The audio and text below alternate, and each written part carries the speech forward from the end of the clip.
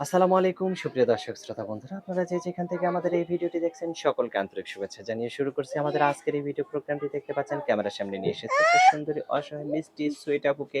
তার কথাগুলো চলুন শুনে আসা যাক। আসসালামু আলাইকুম আপু, ওয়ালাইকুম সালাম। কেমন আছেন আপনি? এইটা আল্লাহ রাখছে কোনো মতে আপনার এই ভালো। যে কোলে বাচ্চাটা, এটা কার বাচ্চা? এইটা আমার। আপনারই বাচ্চা? হ্যাঁ, বাচ্চার বয়স কত? ২ বছর। 2 বছর? হ্যাঁ। তা বাচ্চাকে নিয়ে ক্যামেরার সামনে কেন আসলেন? এখন বাচ্চাকে নিয়ে ক্যামেরার সামনে আইছি, ঠিকমতো খাইতে পারি না, এর জন্যই তো আইছি। ঠিক মতো খাইতে পারেন না? হুম। তো এখন আপনার বাচ্চার বাবা ঠিক মতো খাওয়ায় না আপনাকে? বাচ্চার বাবা চইলে গেছে, এর কেন জন্যই চলে তো গেছে? খাওয়ার কষ্ট। এখন বিয়া করছে, এখন বিয়া করে চইলে তা গেছে। আপনার মতো সুন্দরী বউ থাকতে আবার কেন বিয়ে করলো?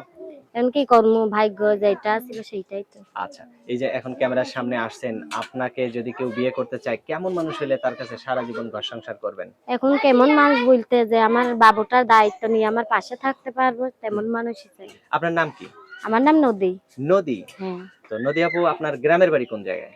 আমার গ্রামের বাড়ি দিনাজপুরে। দিনাজপুর। হ্যাঁ। এখন কোথায় থাকেন আপনি? এখন বর্তমান ঢাকা মিরপুরে থাকি। ঢাকা মিরপুরে। কি হ্যাঁ। করেন আপনি? এখন কি করি, পরের বাড়িতে কাজকর্ম কইরা খাই। এই এতটুকু বাচ্চা নিয়ে আপনি পরের বাড়িতে কাজকর্ম কিভাবে এখন করেন? কি করবো, বাবুটারে রাইখা যাই বাবা মার কাছে। বাবুর মার কাছে রেখে যান?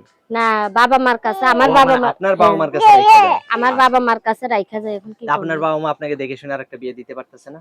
এখন বিয়া তো দিব, এর জন্যই তো এখন বাবার মার ইচ্ছায় তো বিয়া বইছিলাম, এখন চাই যে এখন নিজের ইচ্ছা। এখন নিজের ইচ্ছে বিয়ে হ্যাঁ। বসতে চান।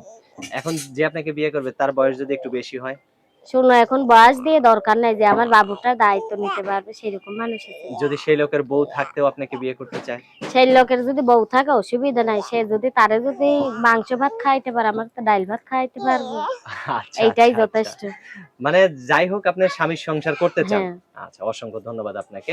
আপনার ফোন নাম্বার মুখস্থ আছে? হ্যাঁ। বলেন তাহলে ২ টা ৩ টা করে। 013 013 428 428 196 196 85। 85। হ্যাঁ। আচ্ছা, এই নাম্বারে ফোন দিলে আপনাকে পাওয়া যাবে তো? হ্যাঁ। আচ্ছা। তো আর কিছু বলার আছে আপনার? এখন আর কিছু দর্শক ভাইদের বলার আছে যে আমার বাবুটার দায়িত্ব নিয়ে পাশে থাকতে পারবে, হুম, হুম।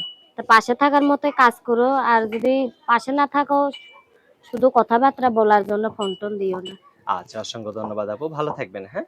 প্রিয় দর্শক, আপনারা ভালো থাকবেন। আর এই সুন্দরী অসহায় আপুটিকে যদি কেউ ভালোবেসে আপন করে কাছে রাখতে চান বা সারা জীবনের জন্য এই আপুটিকে যদি পাশে রাখতে চান কেউ, তাহলে অবশ্যই ভিডিওতে দেয়া নাম্বারে যোগাযোগ করবেন। ভালো থাকবেন সকলে। আজ এ পর্যন্তই। আল্লাহ হাফেজ।